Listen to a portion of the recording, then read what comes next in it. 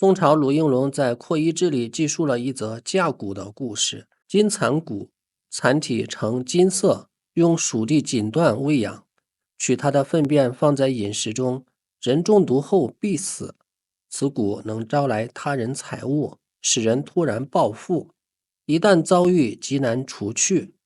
即使用水火刀剑也无法将其消灭。人们常把金蚕藏在装满金银的容器里，丢弃在路边角落，若有人捡走，就叫做架金蚕。所谓架金蚕，其指导思想与世界各原始民族盛行的架病术、嫁祸术完全一样，也就是认为人的疾病、疲劳、罪孽、灾祸等可以通过辅以咒语等法术仪式的接触而转移给他人或动植物乃至任何物体上，而且一经转移，本人原有的疾病、罪孽等等就消除净化了。架骨术是一种原始巫术，当然也不可能有实际作用。比如洪迈记述，漳州有一位士人，性情刚烈勇猛。一次他与几位友人出村，看见地上有个用精美丝帛包裹的物品，其他人都不敢直视，他却拾起包裹当众打开，只见几匹绢帛内藏着3大锭白银，还有一只蛤蟆骨。他把东西带回家后，全家人都大哭着说大祸就要临头了。此后连续几夜，他床前都出现了蛤蟆蛊虫。这位士人竟然将蛊虫割碎煮熟吃下，然后饮酒酣睡，最终安然无恙。北宋毕仲荀也记载了类似的故事，书中说池州进士邹浪家境贫困，一天在门外捡到了一个小竹笼，里面装着约100两重的白银酒器。带回家后，他发现左边大腿上有东西在蠕动，金光闪闪，原来是一条蚕，拔也拔不掉，或用脚踩，或用刀砍，甚至投入水火之中，都无法除去。有人告诉他，这就是金蚕蛊，养着它可以突然暴富，但是要送走它，就必须花费数倍的钱财。邹浪对妻子说，养它不行，送走又做不到，看来只有等死了。于是他便把金蚕吞进了肚子里。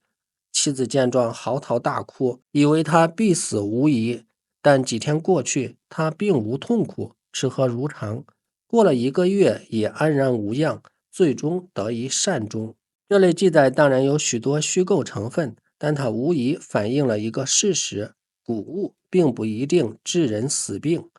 这种事实说明，要么蛊虫未必携带寄生虫或病毒，要么所谓蛊虫造成的疾病本来就是出于腐秽，蛊疾另有其他真正的原因。最低限度，它也否定了架蛊术的迷信和神秘性质。古文献中也留下了有关杀灭蛊虫和救治蛊疾的方法，可以分为巫术方法和经验方法2类。一般而言，巫术治蛊法大抵离不开符箓或咒助手段，而经验治蛊法离不开杀虫或服药。周礼简释提到的治疏蛊之法，以公厕攻之，以芒草熏之，其中的公厕就是巫术手段，而芒草熏之则是经验方法。早在2000多年前的周代，古人就已经学会了利用芒草熏除蛀虫和攻除体内寄生虫的方法，这是很了不起的。遗憾的是，从汉代以来，经验治蛊的方法发展缓慢，而巫术手段却一直没有绝迹。更有一些治蛊方法看似用药，其实仍属于巫术性质，比如将传说中毒虫之间相克的规律应用于治疗以毒虫命名的蛊疾中，比如治蛇菇用蜈蚣蛊虫，治蜈蚣蛊则用虾蟆蛊虫等等。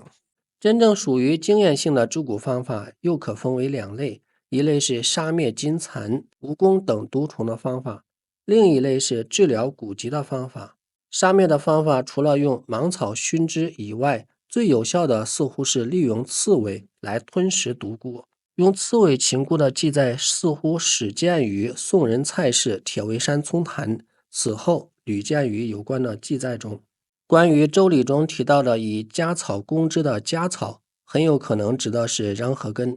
本草纲目注穰荷亦有别名为家草。